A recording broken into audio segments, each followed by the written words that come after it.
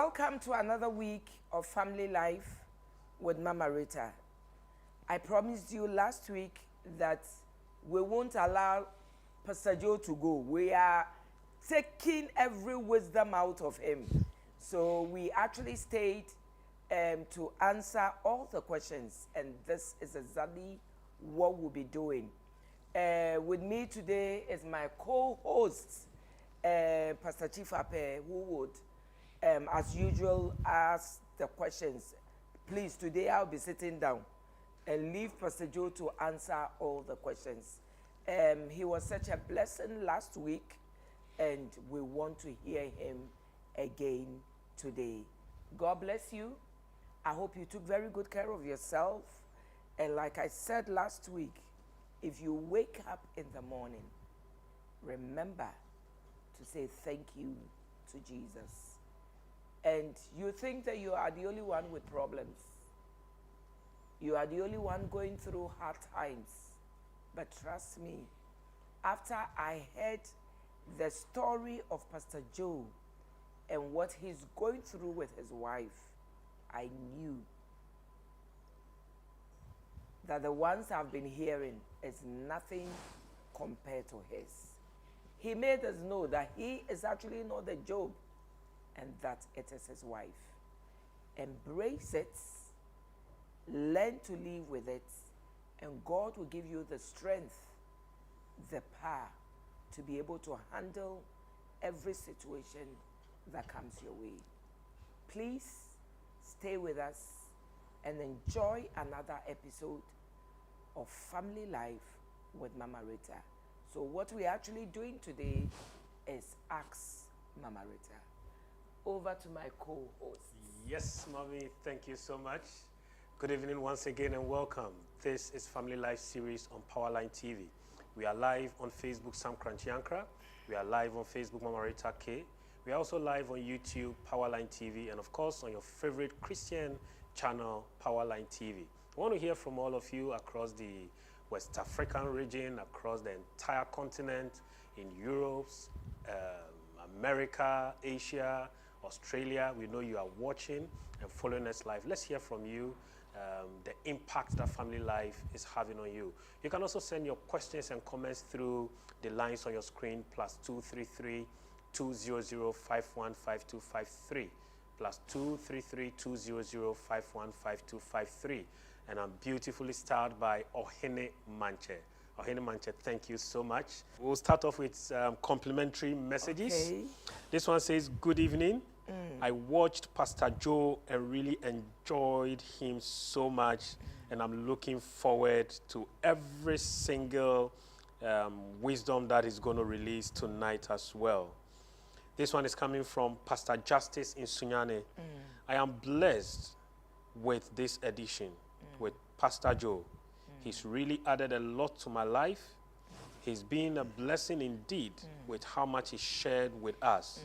Would love to hear more from him. From Mama Mercy again, UK, Okay. she says, tell Pastor Joe I said God bless him for coming to share this wonderful hidden truths. Amazing. And from somebody, she said, I honestly wish all married men were listening so they would know that their wives are God's daughters, so their father-in-law is God. So they would not cheat on their wives. Oh, Thank you. The men who are sons of God, who are also are listening, and the message is clearly received. All right. This one is coming from Auntie Sisi. Says, hello, Mom. I love what you are wearing. I'm enjoying the program too so much. Pastor Joe, God bless you. You are too human. Wow. She says, Mommy, please pray for us. I had a dream last night. I was having a conversation with you. Hey, more grace. I hope it was about City of Shiloh. I hope it was about City of Shiloh. And me getting money to finish off every assignment I have before the Royal Ladies Camp this year. Royal Ladies Camp is from the 30th of June to the 3rd of July. 30th of June to the 3rd of July. My darling, all roads leads to the city of Shiloh. Unfortunately, the accommodation for at city of Shiloh is full. I mean, full. But if you still want to come, I hope they would, well, they can put the number on the screen. If you are from outside, you can pay to Royal Ladies Momo, but state it. The hostel is Stanley Hostel, right behind Central University, Stanley Hostel. So stated, we are not actually in charge of the negotiation. One of our pastors, Reverend Novella, has been kind enough to arrange accommodation for people who want to be at Stanley. You know, you registered so late and you didn't get accommodation at City of Shiloh. It's going for 250 Ghana cedis. It's actually, the accommodation is actually 200, but you're also paying 50 for transportation. This is not for Royal Ladies. This is Reverend Novella Ashison, who has been so kind to arrange for the accommodation. But from the 30th to the 3rd of July, all road leads to City of Shiloh. Hey, come 2022, you shall be called blessed. It's going to be something else at the camp this year.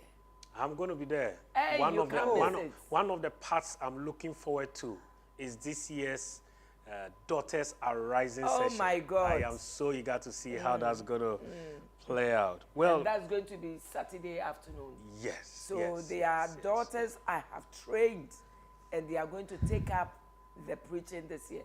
I think they are going to be about 5. Yes. They are going to be 5 of my daughters who are going to preach Friday afternoon. Come and see how I have imparted on my daughters. All right, we move on straight to the first question for Pastor Joe. Says, thank you so much, Mommy, for bringing Pastor Joe on.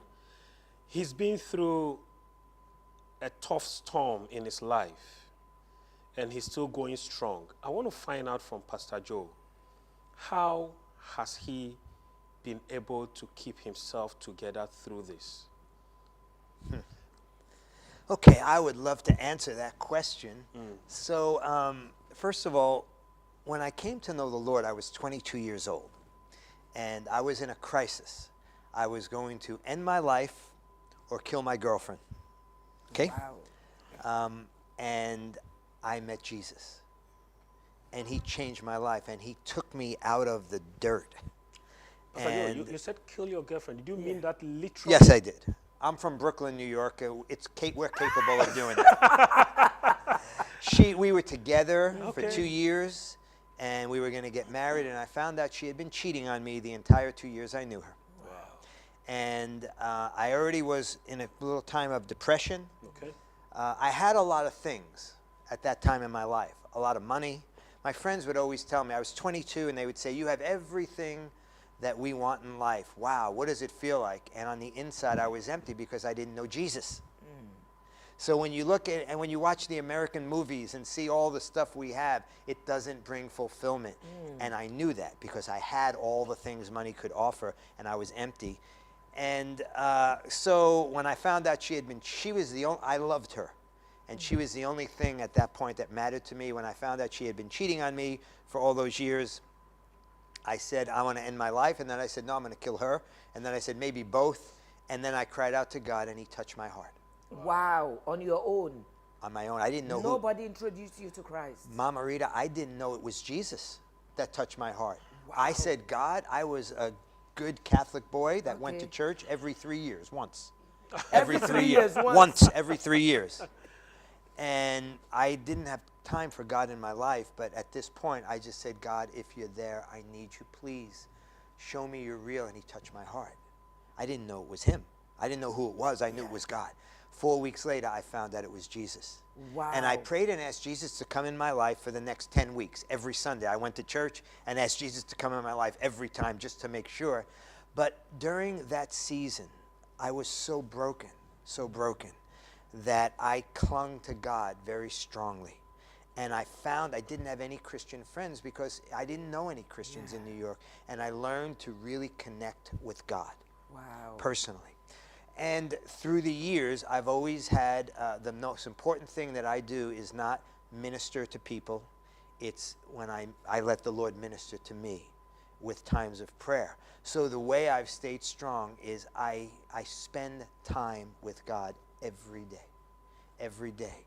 I've mentioned, last week I mentioned I have a hot tub. It's a jacuzzi, okay? It's a place, when I pray and bow my head and close my eyes, I'm sorry to say, I fall asleep. Sorry. So I had to find other ways to pray. I began to prayer walk many years ago.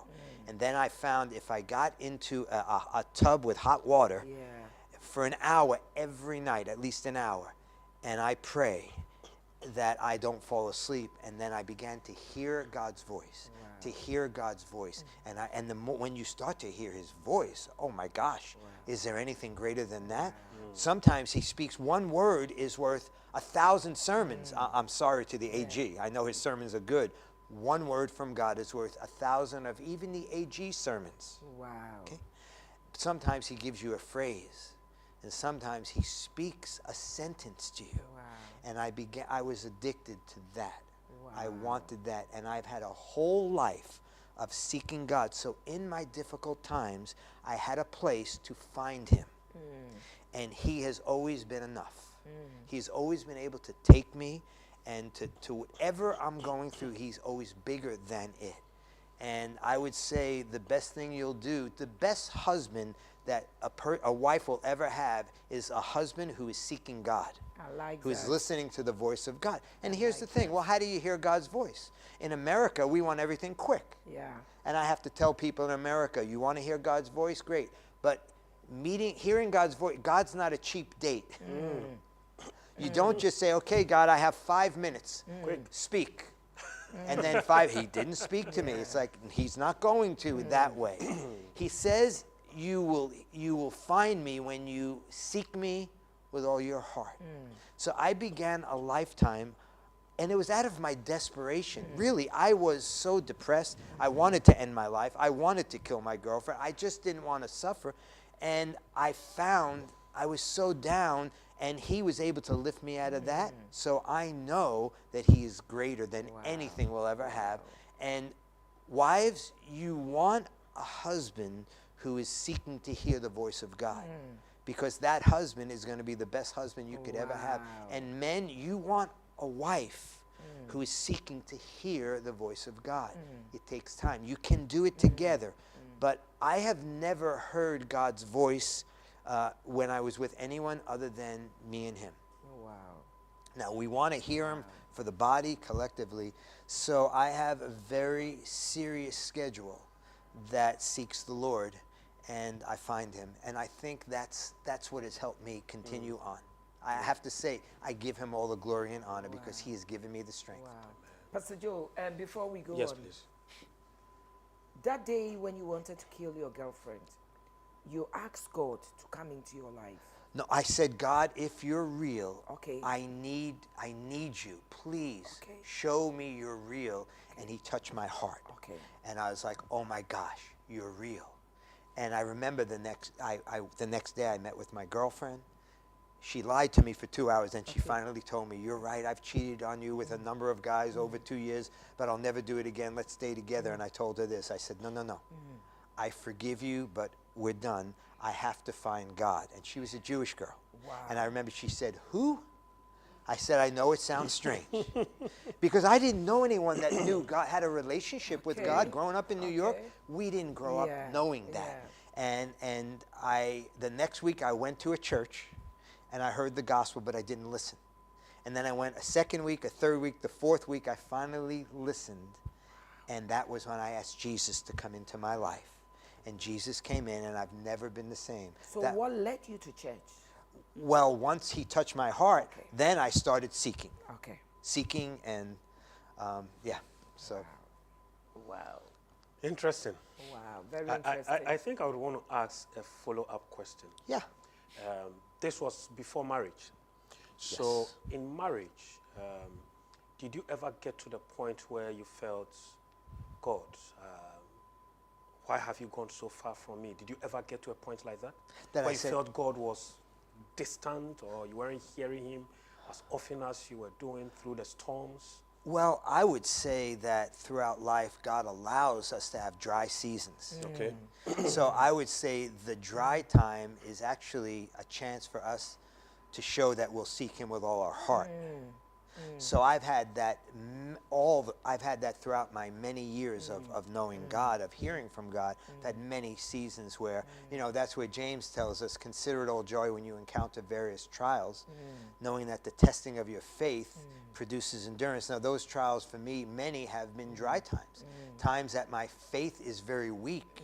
But when I continue when I choose to keep following him, to keep, let's say, getting in the hot tub every night, even though I don't feel like I'm hearing his voice. By the way, I rarely hear God's voice, but I always want to make sure I'm somewhere where he can find me if he needs to say something to me. I like that. So, those dry times, it's part of the Christian life. If we think it's not, we're fooling ourselves. Great. It very much is. Great. In your previous presentation, you spoke about your son, who from 5 until the age 20, he was taking decisions that didn't align with the choices that you would have loved him to take. Right. That's knowing Christ. Yes. How did you feel about it? Did you feel he was rebellious, or because you took so long to receive Christ at the age of 20, you saw a reflection of yourself in him? How was that period with him? Well, first of all, my oldest son, Christopher, is strong-willed. Okay. Very strong-willed. His first spanking, he was 9 months old. Wow.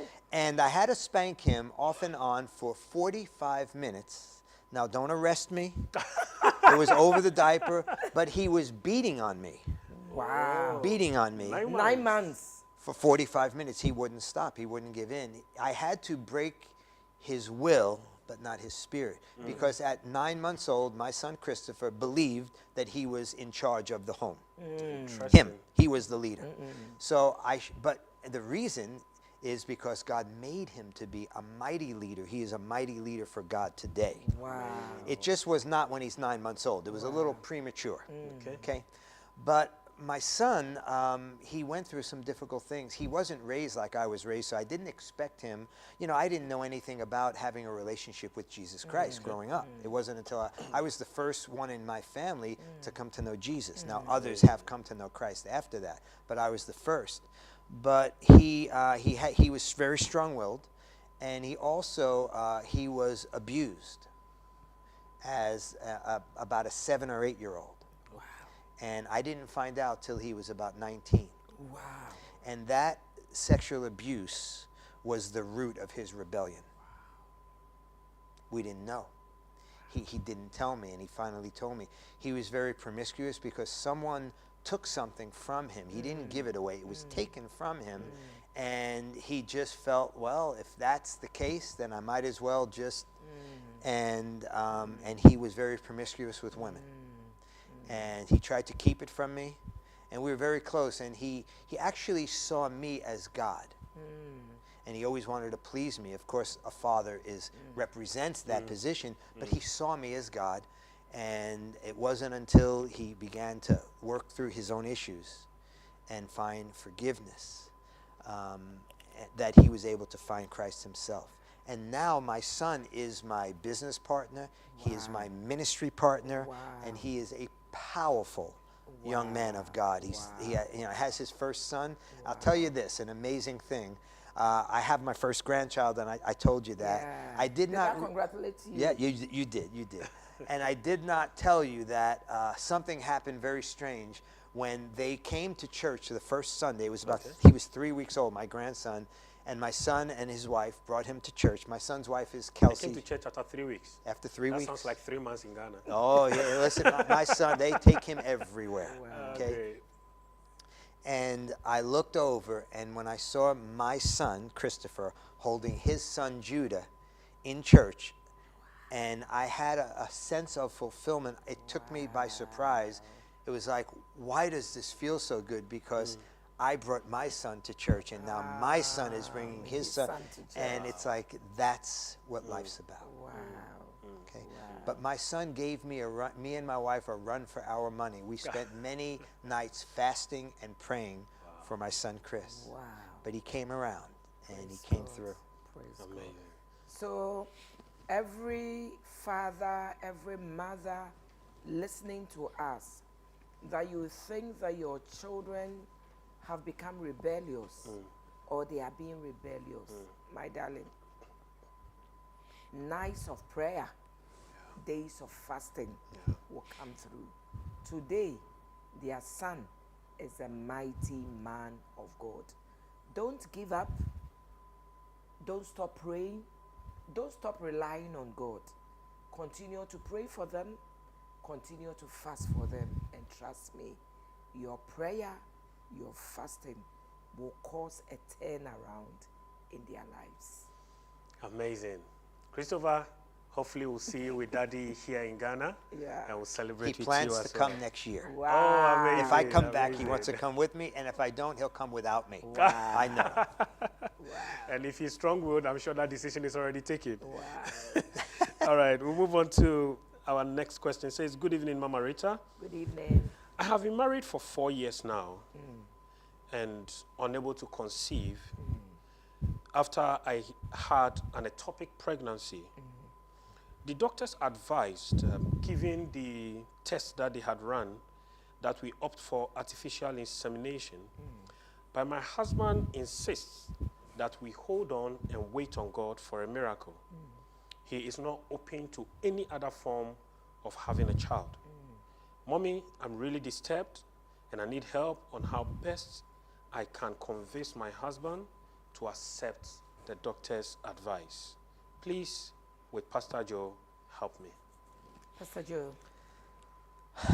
Well, I'm going to, this is pastoral advice.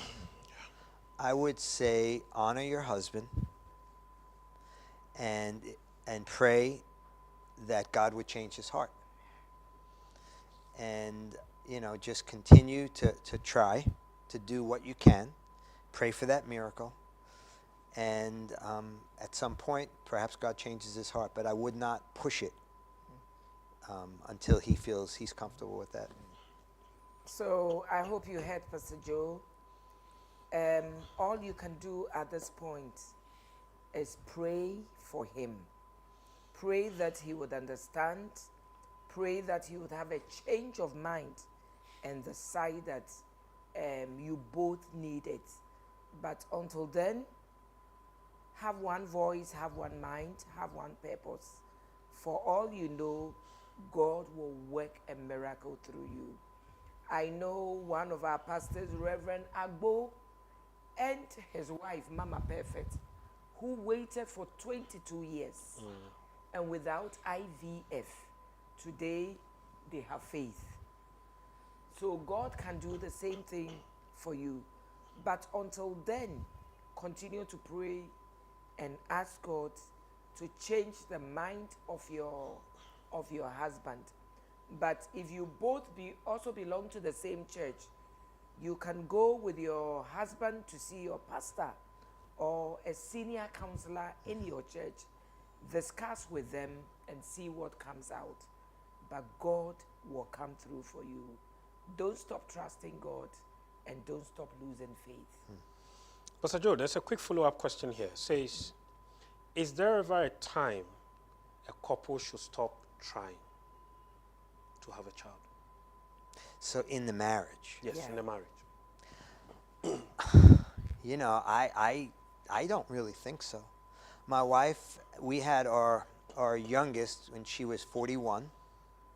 And in America, they said, no, it's too late. And we didn't pay attention to that. They wanted her to have an amnio, which would determine if there's something wrong with the baby so that the pregnancy could be terminated. But we would never terminate the pregnancy for any reason.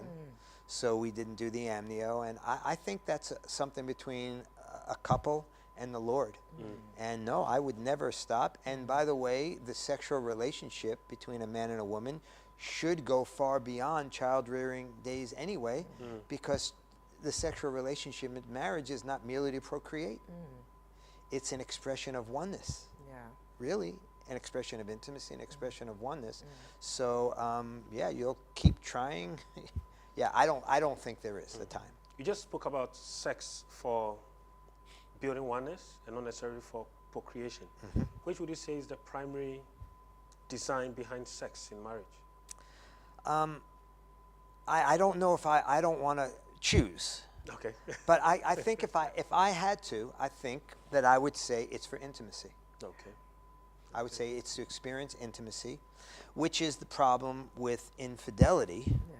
Because you see, the sexual relationship is part of the oneness that God designed a man and a woman to experience in marriage. So that's why to be involved sexually with the person you're going to marry before you're married is wrong. Because you're doing it out of order. It's after marriage. And but once you are married, that brings you to a place of intimacy. It distinguishes the relationship between the husband and wife from every other relationship that those people will ever have. It's the only thing. It's something they only do with each other. Okay, so I think it's one of the ways that we experience that oneness. Now, it's not the only way. If a man, is demanding sex and he calls that intimacy, well, when you demand sex, by the way, in marriage, I have a whole session that I do on sexuality. Okay. Sex is to be centered on a man and a woman come together sexually. The man is to be focused on meeting the woman's needs, and the woman is to be focused on meeting the man's needs. Now, Paul tells us about how the wife's body is, when she's married, is to meet the husband's needs, and the husband's body is to meet the man's needs. So, in a sense, sex within marriage is other-centered. And when it's done that way, everyone has a much more satisfying experience. Okay? Because I don't know how children don't watch this show, right? No. They don't. Okay, because a man can get to his destination very quickly, and a woman not so quickly. So if a man is thinking about his own needs, it doesn't take very long. But if he wants to meet the needs of his wife, he's going to delay his own gratification. Okay? So it's something, I think it's intimacy. When that is violated, when a married person has intimacy with someone they're not married to, it really destroys that intimacy to the point that Jesus says you can actually end the marriage. God hates divorce, but he would allow a marriage to be ended under those circumstances. So I think intimacy is probably the most important because it lasts a lot longer. My wife and I, we're beyond our child-rearing years, but the intimacy should continue. So, but I think procreation is part of it. It's something that God wants for us to have. So, Pastor Chifape, Yes, ma'am. what I want to tell our listeners and those watching us, if you are having sex for children, trust me, what if you are done with having children? Then either you never have sex again or you never enjoy your sex life again. So we are talking about intimacy at this point. And I want to talk to couples who are looking for children. Now you don't have children and you are trying so much to have children. Please don't just have sex for children. Enjoy it. Have fun. Have fun. Let it be intimate. Out of you being intimate, God will bring the children. I've seen couples who have tried so much just to have children, just to have sex for children. At the end of the day, they try 20 years, 25 years, 35 years. They never have the child, and they never got to be intimate. They never got to enjoy their marriage. They never got to enjoy their sex life. And they are now 60, 70, and they realize that, oh, at last, had I known, they wasted so much time. And I know people who are wasting their time looking for things. My darling, in looking for things, enjoy life. Enjoy what God has given to you. Enjoy everything about God. And out of enjoying time with God and enjoying life, God brings the other things. You wake up and realize that, oh, at last I'm 80. I was looking for marriage and I never had fun. I was looking for a child. I never had a child and I never had fun. I was looking for education. I never had. In the midst of you looking for the things, please enjoy the life that God has given to you. Yes, God gave us sex to also have children, but it's not all about having children. It's also about having intimacy. Amazing. Well, this is still Family Life series with Mama Rita, the Ask Mama Rita session. Use the hashtag ASKMAMARITA across all media platforms, and your comments, your questions will be read out, and Mommy with her seasoned counselors will be addressing you. Tonight, we are blessed and honored to have in the studios Pastor Joe Centineo from the United States of America. Well, this is a question that goes straight to Pastor Joe. In the previous episode, you spoke about briefly the age difference between you and your wife. Yes. But this question, I'm sure, is somebody who didn't join earlier. Says, I am a gentleman of 27 years and have found a wonderful lady who is 30 years. And I am convinced I love her so much. But with comments that I receive sometimes, I wonder, is it advisable to marry her given the age difference? Thank you. Well, I could say many years into my marriage that I think it's wonderful. I don't think there's anything to even consider. Those 3 years mean nothing at this point of your life. And I would say if you found someone, if a man finds a woman, a wife, it's a good thing, and it seems like you found a good one, and I propose to her as quick as possible before someone else grabs her. Yeah, I wouldn't let that stop you at all. I hope you heard Pastor Joe. Propose to her quickly. Yes. Before somebody grabs her. Stop listening to people. Follow what God says and follow your heart. Well, this question, I'm sure, connects to the presentation you just made on sex. Says, please, I don't enjoy sex with my husband at all. I feel I am smaller and he's bigger, and it becomes problematic almost always.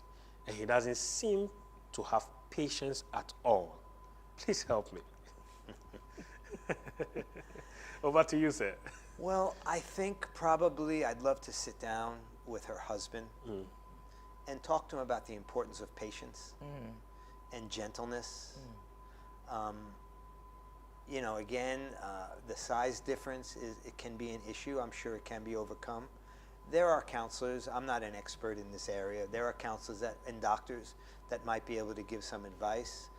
There are things that can make things perhaps where it's less uncomfortable and more comfortable. But I will tell you this, that I think it's important that a man be gentle with a woman. I watched the movie last night. I'm almost sorry I watched it. It's called Redeeming Love.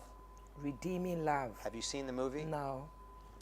It's kind of a movie, it's a modern day, not really modern, but maybe from years ago, about Hosea, the prophet, and marrying a woman that was a prostitute. Okay. And the movie it's an amazing movie. It has a very strong Christian message to it. And it's written from a Christian perspective. Okay. But it shows what was so hard for me to see the brutality of men towards women. And I think it's a big mistake. Now I'm going to tell you something. I don't talk, when I teach couples, the last session I do in my pre-marriage coaching is on intimacy, because I'm asking them not to start the engine, so I don't want to prime the pump. I don't know if that makes a lot of sense here. But so we don't talk about the sexual relationship until 2 or 3 days before they get married. Okay. So, and one of the things I tell couples is you do not talk about your sexual relationship with other people. It's something that's just between the two of you as a husband and wife. But one of the things that I tell this story, because, and my wife gives me permission, so I want to tell you this story now. So on my honeymoon, on my wedding night, my pastor, the pastor that did my counseling, said we didn't need to have intercourse to consummate the marriage. Okay? And I was a little surprised that he said that, but he said you don't need to. He says your marriage is official when the license is signed and the laws of the state are accomplished and met. So we got married on September 7th. The wedding started at 11 o'clock. There were about 600 people there because I was the youth pastor of a large church. And my wife and I had waited. Tony and I had not violated each other sexually in any way. We had not crossed any lines of purity. And all the parents in the community wanted their kids to come to the wedding because they were hoping that for their children. Wow. So we had our first reception at the church. And after that, we had our second reception for the family. And let me say this, by the time we got to the hotel at night, on the wedding night, we were exhausted. Exhausted. My wife was a virgin. Now, I wasn't, but I had not messed around for 6 years. Since I was 22 and I became a believer, I had stopped and I had abstained. So I told my wife, because my counselor told me this, I said, honey, we do not have to have intercourse tonight. Okay? So she was pretty nervous. I was a little nervous too. It was going to be her first time. And I realized we were so tired, it was not the best occasion for her first time. Now, remember I told you with a man, it doesn't take that long. I'm sure I could have pulled it off, but I was not thinking about me. I was thinking about her. And we didn't. We didn't. Now, we didn't sleep in separate beds, but we didn't because I knew it was not best for her. So my wife is very shy, but I want to tell you that when we got up that morning, we were at the airport, and we had a 6 a.m. flight to Barbados, which is in the Caribbean. And my wife was very uncharacteristically affectionate with me in public. She was all over me. She was hanging on my neck, kissing. I was like, honey, please Relax. calm down. Stop. We got on the plane. They gave us the 2 seats on the aisle, and I said, honey, stop. What's gotten into you? What are you doing? She was all over me. And I said, I'm going to change my seat if you don't stop. I want to tell you what happened. See, we had never engaged in the physical, in intimacy, until we were married. Now we were married, and on that first night, I showed her something. She learned something. She didn't say it. We talked about it afterwards. I showed my wife that I would never pleasure myself at her expense. Wow. Because I knew it wasn't the best time for her first time. Wow. And that made her want to open herself to me in every way. Wow. So shortly after we arrived in Barbados, everything took place. Wow. So what I would want to say to you, the woman that asked that question, I would love to tell your husband that if he can learn to deal with this area of the relationship with patience and gentleness, you would be able to, I'm sure, to be able to perform and enjoy the act of love with him. And he might have a difficult time being patient in other areas as well. So I'd love to I'd love to talk to him and help him so that he can learn to be better in that way. Amazing. So what should the lady also do? She should talk to him about being patient and maybe ask them, seek counseling. Because that he's crushing her more than physically. He's crushing her sexually, emotionally, and in a lot of ways. So, yeah. Wow, interesting. Thank you. interesting. Great. Wow. Well, we go straight to Takwa in Ghana. She says, good evening, Mama Rita. Good evening. I just met a young man who has proposed marriage to me after I have waited for so long. She doesn't mention her age anyway. He opened up to me that he was once married and currently going through a divorce process. I had known him casually in 2016 as a friend. And when he told me about him getting married, that's when he told me about getting married. And now the marriage is not working out. One thing that I find worrying is that he has refused to tell me why he is backing out of the current marriage with the wife. I've always asked, and he has said, I should just focus on us. He has a kid, and I'm confused about taking the step with him. Please advise. I hope you had a question. I did. You did. Did I hear her say that she's married to him already, or she's thinking No. about getting married? No, he's proposed marriage to her, Okay. but The gentleman- he is in yeah. Okay. a divorce I process. would say to her, red flag, big. Huge. It's a billboard. Big billboard, red. And I would say, first of all, she shouldn't even be talking about a relationship with him until he is actually divorced. She wants to know exactly why the marriage didn't work Yeah. out, because whatever didn't work out there is coming with him in That's the next so one. true. And I think I would have her talk to her father. I would have him talk to her father or her pastor, and have a guy step in and figure out exactly what is taking place, because she needs perhaps to be protected from something she's about to step into. So I hope you heard it. Don't go ahead, not just with a marriage, but even falling in love until he's totally done with the other relationship. Sometimes they would say that mess around with you, yet they are never able to divorce their wives. They So don't please, intend to. they don't intend to. So don't go ahead, fall in love, be foolish enough, go to bed with him, only to realize that 2 years, 3 years, 5 years down the line, he's never been able to divorce. He's had 3 more children. Please. And he's having more children with the other woman. So before you give him your heart, make sure that he's divorced his wife completely. And then number 2, you need to find out what happened. Because if he doesn't learn to deal with what happened, it will happen again in your relationship and in your marriage. So sitting before your pastor, a counselor, and you said his father. No, I would want her father to Her talk father. to me. Yes. Good. So Yes. Or I'd like to talk to him. yes. So Pastor Joe is saying he would want your father to talk to him, because you actually need to know. You have the right to know what happened in his first relationship. Until you know, please don't get involved. So there's nothing like let's deal with ourselves. Let's concentrate on ourselves and then forget. Whatever happened in his previous marriage will happen in your marriage. If he was abusing his wife physically or emotionally or whatever it is, if the same situation is not dealt with, it will happen. So this is what I do.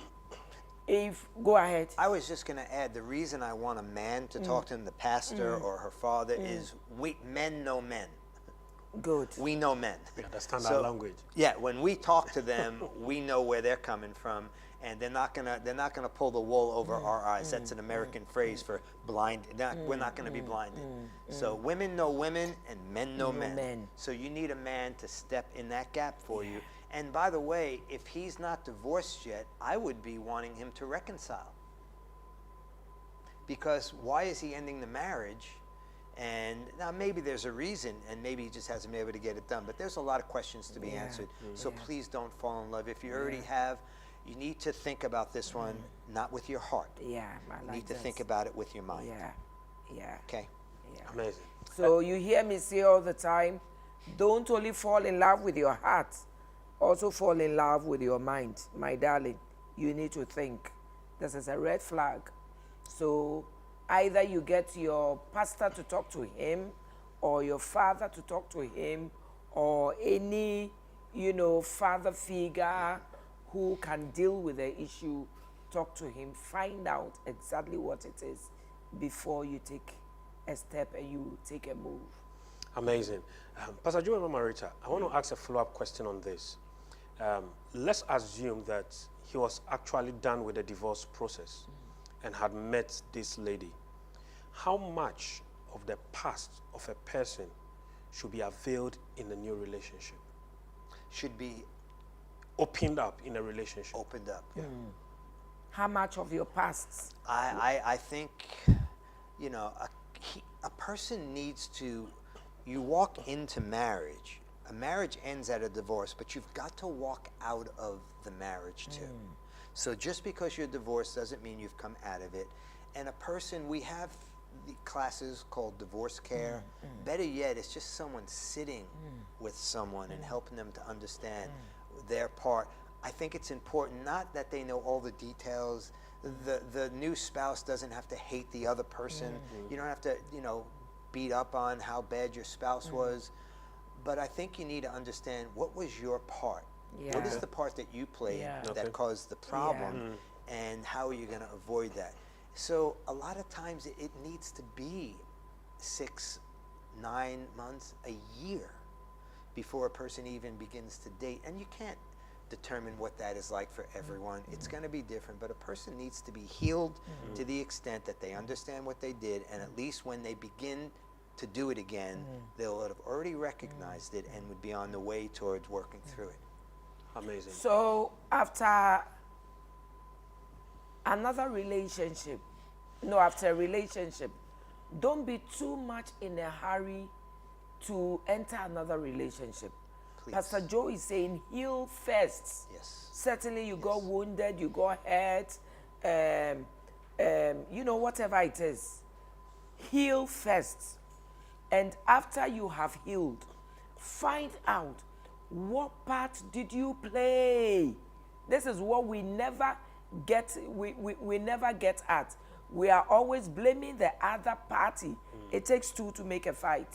What part did you play to bring the divorce? What part did you play to bring the separation? What part did you play? So after you've been able to know what part you played, the contribution you put in, then you'll be able to deal with yourself. Otherwise, trust me, you will go into 3 relationships and they would all not work. What part did you play? And Pastor Joe, I don't know if I do the right thing, but there's something I do. If somebody comes and says, I'm divorced, and you want to get married to one of my daughters, one of my spiritual daughters, I would want to have a meeting with the other wife. I like that. To find out what exactly happened. And there was one lady who was entering into one relationship, and the man had gone into 3 marriages, and it all didn't work. So I said, you know what? There's a red flag somewhere. At least let's meet 2 of the wives. We did, and all 2 separately spoke about the same things. But the lady had already fallen in love with the heart and not with the brain. So, did she marry him? I'm coming. So the man was able to overpower the woman and say, no, they cheated on me, and they did this, and they did that. So this lady came back, my daughter came back and said, oh, the man said this. I said, listen, you need to be careful. She didn't listen. Went ahead, got married to this man.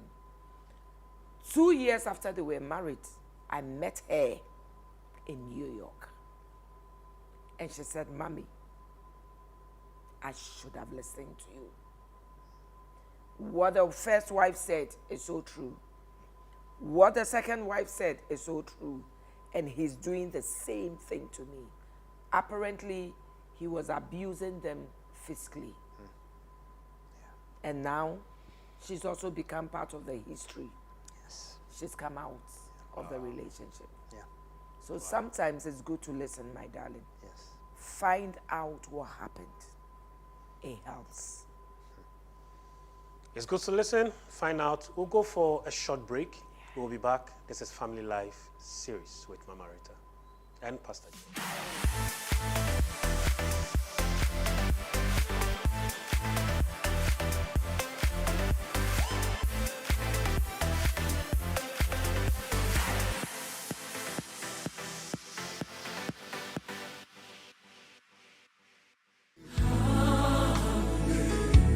In 1994, Mama Rita started the Royal Ladies Ministries with only 12 women in Accra, Ghana, growing it into a movement with thousands of members in several branches and affiliates all over the world. Yes, when the Lord changes your story, many shall call you blessed. Join the Royal Ladies International Conference 2022 on the theme, "And they shall call me blessed." Luke chapter 1 verse 48. Date, 30th June to 3rd July 2022. Venue, the city of Shiloh. Speakers are Apostle General Sam Crunchy Ankara, Reverend Emmanuel T. Agomada, Reverend Mrs. Faith Ngwale, Reverend Mrs. Nandi Amano, and Reverend Mrs. Rita Crunchy Ankara. Side attractions include Daughters Arising and Grand Finale and Thanksgiving service of Mama Rita at 60 celebration. It is time for you to be called blessed. Don't be left out of this lifetime celebration.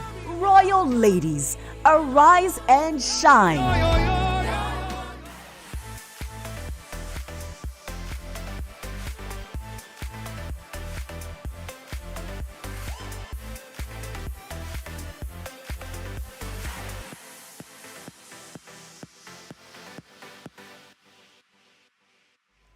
Welcome back.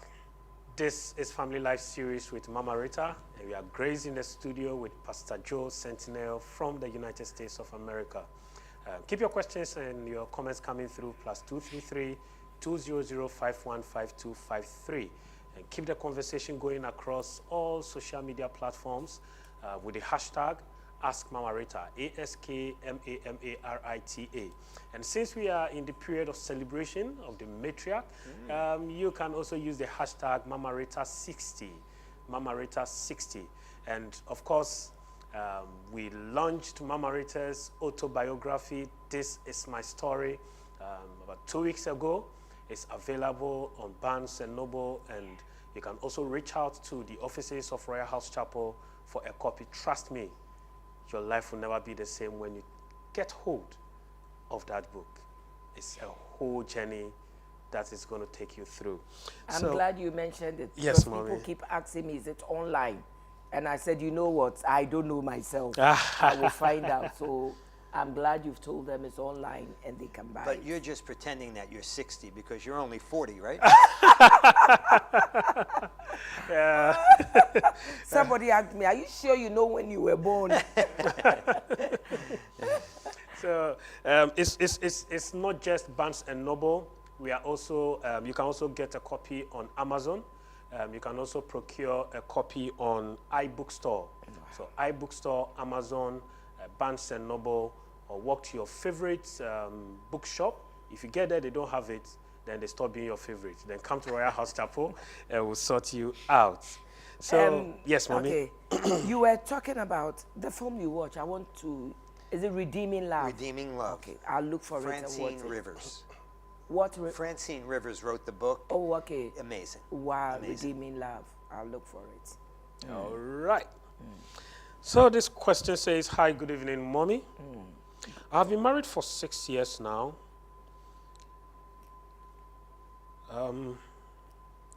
Before we got married, my husband had 2 children. We got married and have gone through series of miscarriages. No child yet. Within the period of 6 years, he's had a child outside our marriage with another lady. This has really broken me, and I feel very depressed with no joy in my marriage. I need your advice. Pastor Joe, Well, got married to this man with 2 children. She's gone through series of miscarriages. And the man paid her back with another child outside of their marriage. now, Jesus said that adultery is grounds for a biblical divorce. Doesn't mean you have to do it. But, you know, my question is, has your husband repented of his sin? Has he acknowledged it as sin? What's the situation with the child? Are you going to be participating in raising that child? There's a lot of complications that have come from this. And I would love to see you find the answers to those questions before you even try to have a child with him. Okay? So he has children from a previous relationship. He has a child from out of wedlock while he was married to you, and you're trying to have children with him. I would say time out. Let's stop, let's slow down, and let's figure out if this man, if you want to stay married to him, if he's going to be the kind of husband that God would have him to be for you. So that's what I would say. Somebody sent me a message, and I think sent it last week. Said, Mommy, God bless you for the work at Family Life series. Today was very emotional, especially with Pastor Joe. Tell him God bless him. Thank you. And there's another complimentary message here. Says, good evening, Mama Rita. Family Life program has really shaped me in parenting. Even though I am a single parent, with your teaching and advice and counselors, I am able to give my best to my lovely daughter. Wow. May God continue to bless you. Wow. From Deacon Nanama, she says, Mommy, you are indeed a gem and a blessing to many homes. You don't know how you affect many lives. And for some of us, you water us each and every moment at the sound of your voice. God bless you and Pastor Joe. This one says, it's really amazing hearing Pastor Joe again. God bless you. And says, Mommy, this is your son, Edupoku Bano from Kumasi. Oh. And he continues, Pastor, he said, my son. Edupoku Bano. Oh, Edupoku Bano, God bless you. God bless you so much. Continue to listen to Family Life week after week. And don't just watch and listen, but make sure that whatever we teach here is impacting your life. Amen. And Akuya Okaibia Okai says, Mommy, God bless you for this wonderful program. We go straight to our next question. Quite straightforward, says, Mama Rita, I am enjoying every part of your problem. I have been experiencing infertility. What did you say? Enjoying every part? Oh, sorry. I'm enjoying every part of your program. You said problem. My apologies. I'm so fixated on the problem she's sharing. My apologies. So it says, I've been experiencing this infertility issue in my marriage for 10 years now. No child. I am really going through hell from my husband first and also from his family. I have been praying and trusting God, but I often get to the point where I am losing hope. Please help a daughter. Pastor Joe dealt with it a bit last week, Yeah. but I'll let him do it again. Yeah. So she's been married for 10 years, going through infertility, but she's having issues with family members and The husband the himself. husband. Okay. Well, first of all, again, I think we need a family life show that men watch a little bit more. Yeah. Because first of all, when a man and a woman get married, it says a man shall leave his father and mother. He shall leave his daddy and mommy. And his priority relationship now is with his wife. So your husband should be protecting you from any pressure from his parents. He shouldn't be piling that on. He should not allow them to have any of those conversations with you. And then second, you and your husband need to talk this through. You need to work it out. And he needs to understand that, first of all, again, I'll say this, it's not necessarily your fault. I like that. Maybe it is, Yeah. but if it's his fault, Yeah. he should be treating you the way he would want you to treat him if it was his fault. Yeah. So if it was his fault, would he want you to go with another man? Yeah. Or would he want your parents to put pressure on him and Yeah. to say something's wrong? So in Yeah. other words, we need to remember who we married.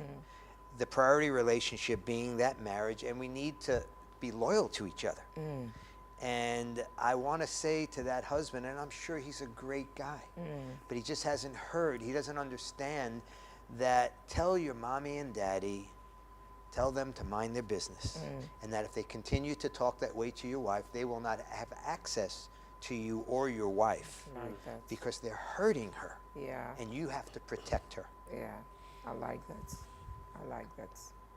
And Pastor Joe, unfortunately, I know husbands who've worried their wives for years over infertility, only to realize later that the problem was actually them and not the women. Wow. It's happened so many times here in Ghana, where the men actually worried their wives. I want my children, I want my child. If you don't, I'm going out, and blah, blah, blah, and blah, blah, blah.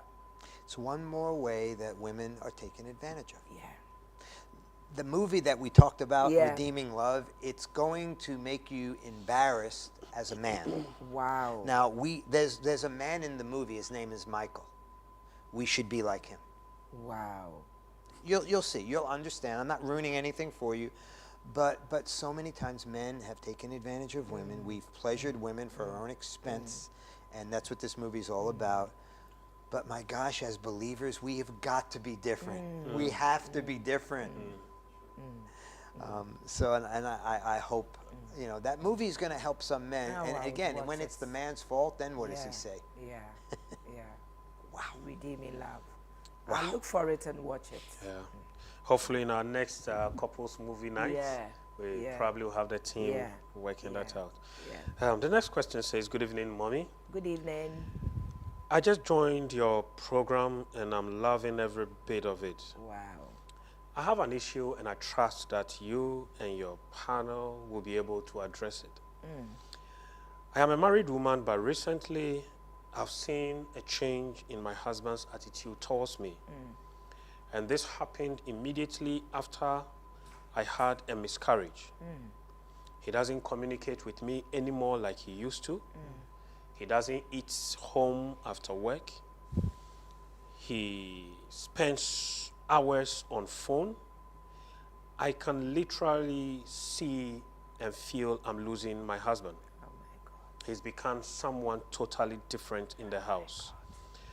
I am struggling not to entertain the thoughts that he is seeing another woman. But at this point, I am in fear and confused. What do I do? Pastor Joe, so you see what women go through here in this part of the country. Got a miscarriage, and after the miscarriage, the man has changed. It's heartbreaking. Yeah. So I think you should ask him. I think you should just ask him, is there another woman? And let him answer you. Look in his eyes when he does. And, you know, try to ascertain what's going on. It's just very sad. Very sad. I don't know that there is or isn't another woman in his life, but I think he should have the courage to tell you if there is.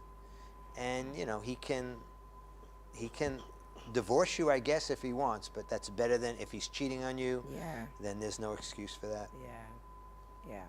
You know, the women have, you know, they go a little too far in America, but I'm glad sometimes that they're not taking advantage of it this way. Yeah. Yeah. When a woman and when a couple has a miscarriage in America, the husband goes through the pain with the wife, and she's not blamed. Yeah. It's something they go through together. Yeah. The ones that I've seen, and Yeah. I'm working with ones in the church, but I think it's pretty common. So we have to educate men. We need to educate men, and I think it needs to come from men, Yeah. calling them to that, because, you know, the woman does a lot of the work when it comes to carrying that child. So, you know, for a man, it's easy to say, let's have more kids. You know, it doesn't inconvenience him the way it does for her. But I think that, you know, and I think in America, there's not a lot of, I like so many of the things that happen in Africa in the church, but this is one area that Yeah. I think Yeah. you can, maybe Yeah. we can help you a little Yeah. bit. Yeah. Women need to rise up to the occasion, and these are conversations to have before you get married. That's right. Absolutely right. conversations That's to have. right. That's In right. fact, I tell a riddle when I'm working with couples, you know, and they're talking about the are you going to have children? And I know that that's not a question that people ask here. Yeah. It is a question they ask in America. Yeah. Yeah. Some couples opt to not Yeah. have children. Yeah. Okay? Yeah. And, you know, we leave that to the couple themselves. But when it comes to how many children, sometimes the man wants to have many children. Yeah. And I always tell the men this: I think you should decide how many children you should have together. The husband and That's wife, right. not the parents, Yeah. not the in-laws. The husband and wife should Yeah. decide together. Yeah. But I tell the men this: I said, I tell them a riddle. There was a farm, and on the farm there was a pig and a chicken. Okay. And they were sitting on a fence. Now, this is a riddle, okay? But there was a chicken and a pig, and a little 5-year-old boy walked past the chicken and the pig, and he looked very sad. Okay. And the chicken spoke to the pig Okay. in this riddle, and he said, wow, look how sad he looks. And the chicken said to the boy, what's the matter? And the boy said, I'm really hungry. I slept in and missed breakfast, and I'm very hungry, and I can't eat anything. So the chicken looked to the pig and said, we need to do something about this. And the pig said, what do you recommend? And the chicken said, let's provide this boy with breakfast. What do you want to give him? The pig said. And the chicken said, let's give him bacon and eggs. Wow. And the pig said to the chicken, easy for you to say. Yeah. All the chicken had to do is lay the Lay egg. eggs. Yeah. The pig had to lay Had the to life die. down. I tell the men that I work with that are about to marry God's daughters, I say, listen, I know you want many, many children.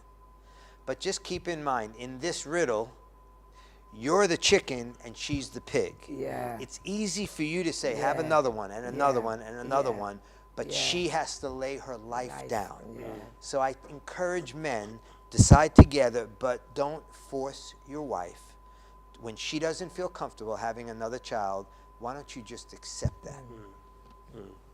Amazing. Pastor Joe, last week we were talking about infertility, childlessness. What do you recommend? What are the different ways of having children? Well, I'm not an expert on this. Okay. But I do think that, you know, seeing a medical doctor and Okay. finding out what is actually available. Okay. How can you do this? Okay. Now, I don't really know how I feel about another woman carrying the sperm and the egg. I don't know that. I'm not going to say I'm against it. I don't know how I feel. I haven't really looked into it enough, so I don't want to speak on that. Okay. But I mean, I don't know, but I would look into all of the different things that are available medically. Okay. And as the husband and wife, I would do the things you feel comfortable with. Okay. I would seek advice, but I would decide together as a couple Okay. and do those things. And then I think, of course, there's the adoption of babies. Yeah. And then there's foster care. Yeah. And then, of course, is saying, you know what, we may not be able to have our own, but we're going to make an impact on as many children as we possibly can in this life. And that would be mentoring others.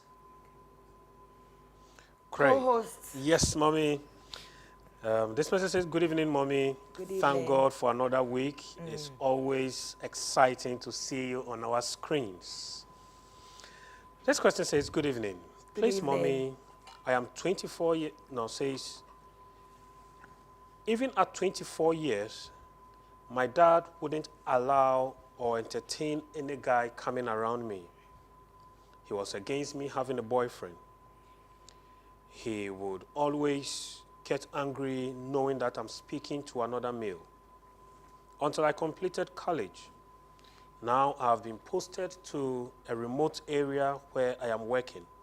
I am 27. I feel so much hatred and pain in my heart towards my parents because given the number of men who have come around me, I feel I would have been married by now. Please advise me, a troubled daughter. Pastor Joe. I want to hear you answer first because of your familiarity with the culture. So, number one, learn to forgive your parents. If you don't learn to forgive your parents, it will block your blessings and it will block your miracle. The truth is that they did what they thought they could do best. And I am sure in the mind of your father, he was protecting you. He wanted you to be done with college and before you settle down with any boy and all that. But I am here to talk to parents. Please, let's allow our children. I keep telling my children, first year university, if you find somebody, let me know. All you do is to guide them, help them through the process, talk to them about staying pure, about not fornicating before marriage, and blah, blah, blah. My son Papa met his wife when he was 19. He was 19, and I think Jacqueline was 18. So when he came to tell us, I said, Papa, I think you're too young to enter into a relationship. Papa told me, Mommy, I know what you are thinking about. You are thinking about staying pure and not fornicating and all that. He said, Mommy, I promise you, I won't mess up until I'm married. And then he added something. He said, I've been watching you and Daddy since I was age 10. And I know all about marriage. Wow. I can tell a good marriage. And I promise you, I would wait, finish school, and get married. Wow. From age 19, he was able to finish college, went ahead, did his master's, and got married at age 25. Wow. So parents, we need to be careful when we try to overprotect our children. All they need is counseling, counsel them what they must do when they enter into a relationship when they are still in school. Number one, they can be in the relationship, but they should still concentrate on their books. I have known a lot of parents overprotect their children, not allow their children to even talk to the other sex, and then not to enter into the relationship. Now they've gotten all the certificates they want, gotten all the education they want, they've entered into the business world, they are working, and now they can't find the right men and they can't find the right women. So to the lady, please forgive your parents. And when you forgive them, trust me, and continue to pray, the right man will come your way. And then number two, to the parents, please, let's stop overprotecting our children. When they bring people in, let's assess the people, get to know the people, guide them through the relationship. And then if it is time to marry and the people are the right people, they will certainly get married to them, like my son Papa did. At 19, waited 6 years after, 25 years, got married to this woman. And they are enjoying their marriage. Wow. Yeah, he's enjoying. He's enjoying I've it. been seeing him. Every tell day he's me. going out. I'll choke you next week. Yes, sir. All right. So I don't know if you would want to. No, that was answer. perfect. Perfect. Okay. So this message is coming from Owusua. It says, hello, Mommy. Hello. You look beautiful tonight. Thank you. And God bless Pastor Joe for showing up. Ah, Please, I would like to know, do I need permission from my husband for every single thing? There is a particular hairstyle I want to do on my own head. But he says no. I want to do sister locks. My husband says no. Please advise me. What should I do? We are 10 years in marriage. Wow. Pastor Joe, they are 10 years in marriage. Yeah. There's a battle on hairstyle. There's a battle on hairstyle. Well- He says his head is his own her own head. And there are certain things she wants to do on her own head. Well, And the husband prevents her from doing the style. Does consultation therefore means permission always? well, I think that maybe if your husband is so against it, you know, as long as it goes both ways, then maybe you want to maybe not consider doing that. But I think maybe there's a way to convince him that, you know, you can always grow it back the other way or change it back. But I would try to negotiate and talk it through and come to an agreement on this. I mean, you've been married 10 years, and he's looked at you. He likes your hair for 10 years. Maybe he'd like it the other way. My wife, she likes her hair short. I like it long. And I used to, and she didn't like me with a beard. Okay. And then we did get to the place where we said, hey, it's okay. And we lightened up a little bit. So maybe he'll lighten up a bit, and I would just try and work him to get to that place. But I wouldn't tell you if he's really saying don't do that. I wouldn't say just do it anyway. Just disobey him. My understanding of a woman submitting to a husband, it's where the woman submits herself. It's not where the husband reminds the wife that she's to submit to him. It's wives, submit yourselves to your husband. It's an attitude that you have. And I think you should really appeal to him and say, I don't want to go against your wishes, but boy, it means a lot to me. And a good leader, I think, would, after 10 years of you wearing your hair the way he likes, would allow you to do it the way you want. I would think so. Well, I always look at it the other way around. Assuming it is your husband who keeps a particular hairstyle.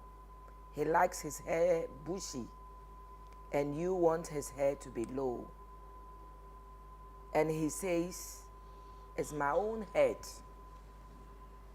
I want to grow my hair bushy. How would you take it? So you see, when we talk about marriage, it's two people becoming one. Two people becoming one. So there's nothing like my money any longer, my car any longer, my house any longer, my body any longer, my looks any longer, but ours. I had a wife talk to me, call me all the way from America to say, talk to my husband. I don't like it when I see his hair so grown and his long beard. He said, Mommy, I don't like it. And when he even comes close to me in bed, I can't. And we've been talking about he trimming his beard a bit and cutting and shaping his hair a bit, and he doesn't want to. Please talk to my husband.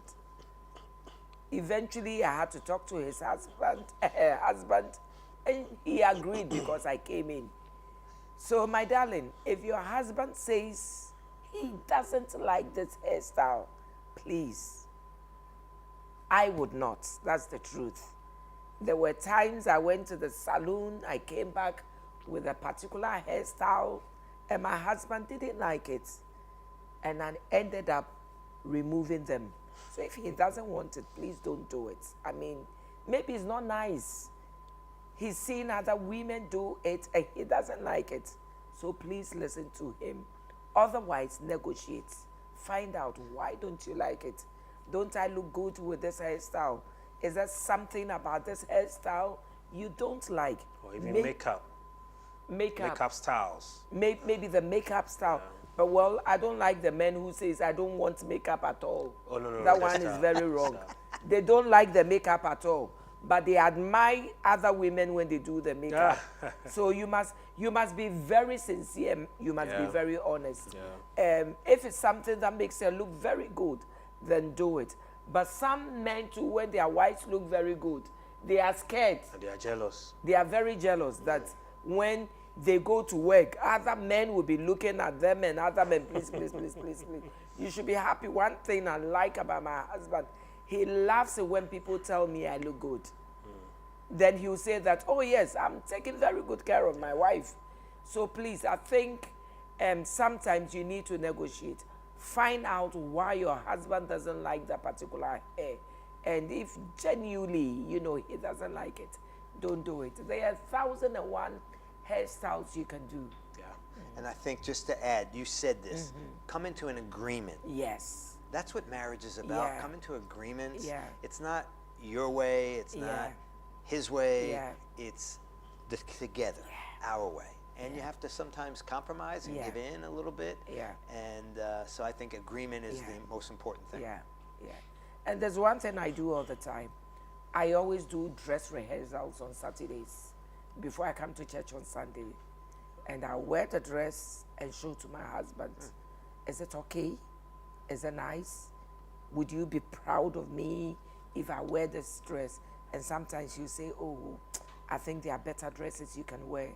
Or say, I remember the Sunday before my birthday on Monday the 23rd. So for some reason that Sunday I wanted to be very, very simple. I mean, extremely simple that day because I knew I wanted to look good on Monday. So I wanted to look very simple. So I wore this dress and I asked him, is the dress good?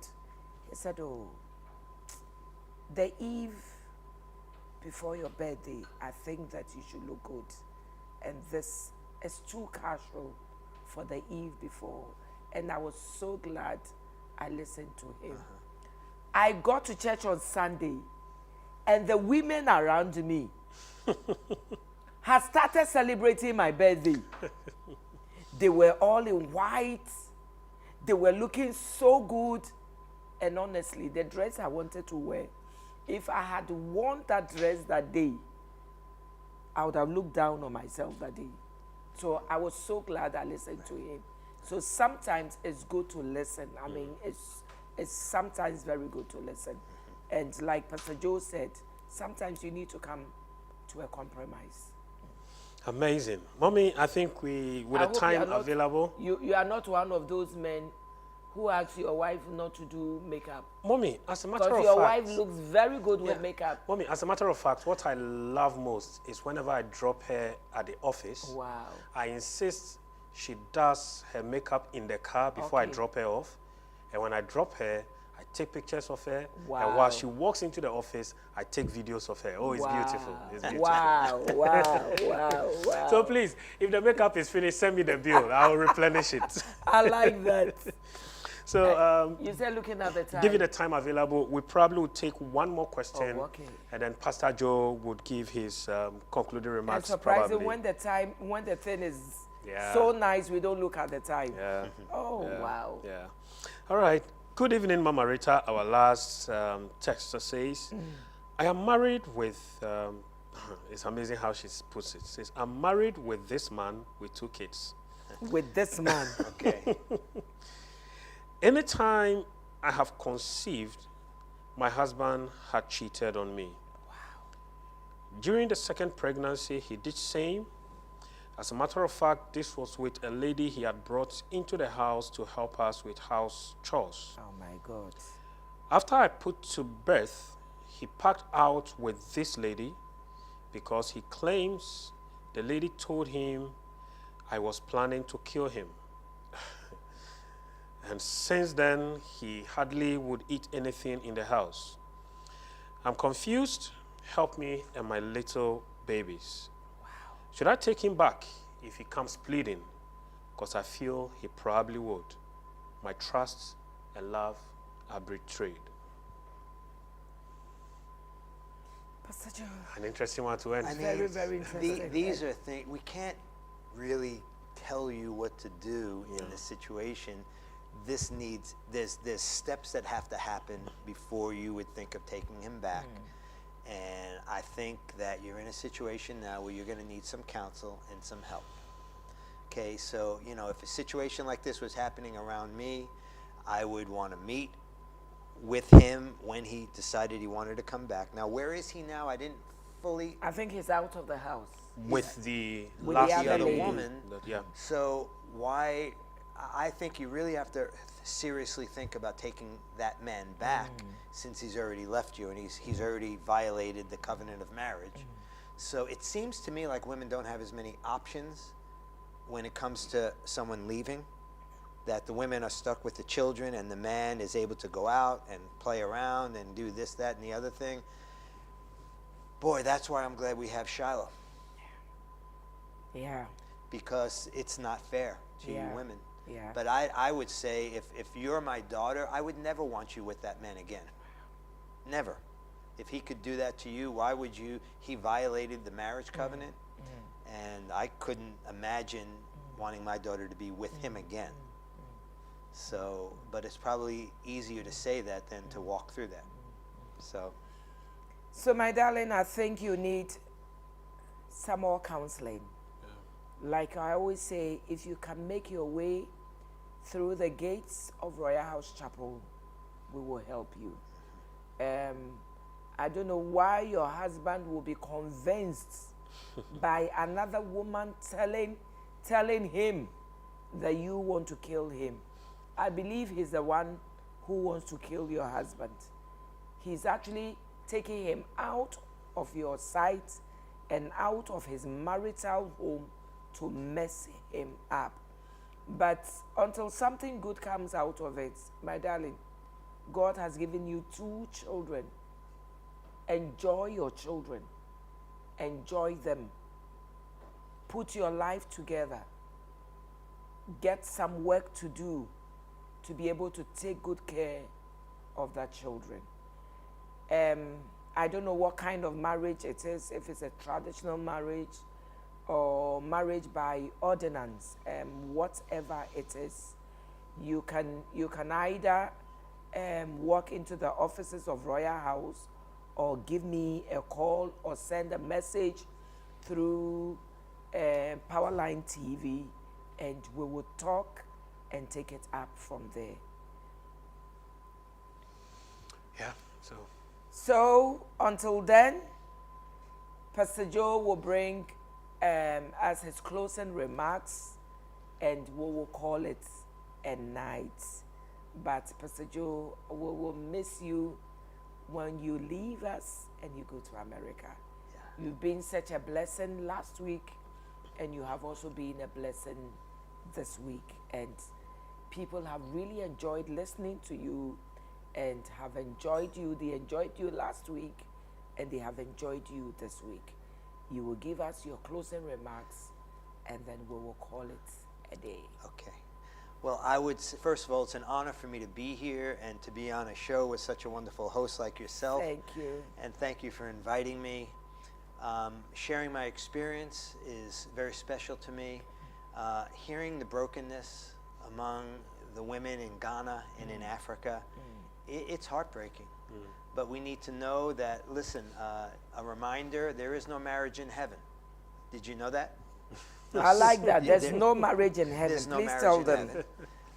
So whatever it is that we're dealing with here is temporary. And keep your eyes on Jesus. Do what you can, know what you can't. You can't control another person. So if you're not married, I want you to choose wisely. Choose very wisely. And do some kind of a pre-marriage conversations. I call it pre-marriage counseling. And I meet with couples. I try and help them see what they're about to get into. It's not difficult to see that. It takes some time, but it's an important investment. And do the best you can with the life you've been given. And know this, God sees everything. And he will make things right someday. So you just keep focusing on doing your part. Be the woman you need to be. If you're a wife, if you're a husband, be the man that you need to be. And if we just do that and let Jesus be Jesus in our lives, then I think that we'll be able to have the kind of marriages that we can have. Because marriage can be made, marriage was made in heaven. And you can have that kind of marriage. It's not intentional, it takes some work, but it takes 2. So choose wisely, and if you didn't choose wisely, then do the best you can to do all you can to be who you're supposed to be. Thank you so much for Pastor Joe. Hey, thank you so much, Pastor Joe, Thank you for coming all the way from America to be a blessing to my listeners. Yes. We really enjoy you. Well, it's my God pleasure. bless you. And Thank you. I pray for you that God will bring healing, total. And complete healing Yes. to your wife. That's my prayer. By the time you go back to America, I pray that your eyes will see and your ears will hear what you've been so much longing for. God bless you. Thank you so Your much. kind is rare. Yeah. Thank I believe that heaven is clapping for you. Thank you. Please make a date with me, same time, same day next week. Family Life with Mama Rita. And I want you to know that from the 30th to the 3rd of July, all roads leads to the city of Shiloh. Please come and be a blessing. You can come for a day and go back, or you could get one of the hostels around Central University or a hotel around Pram Pram. All you do is Google City of Shiloh and it will bring you straight there. And then for our online viewers, please, you can live stream with us from the 30th to the 3rd of July. And our theme, they shall call me blessed. Watch out, you will certainly be called blessed. God bless you. Stay blessed. Take good care of yourself. Have a good sleep. May your sleep be restful. I'll come your way, same time, same day next week. God bless you, and I love you.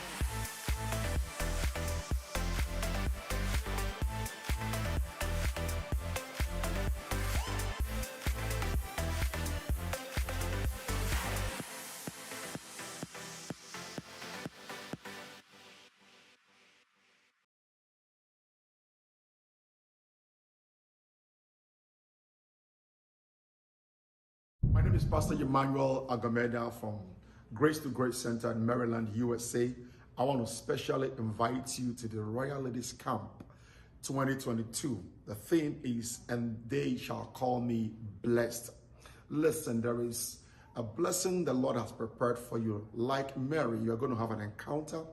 The Lord is going to exalt you, honor you, favor you, and the Lord is going to place a miracle within you that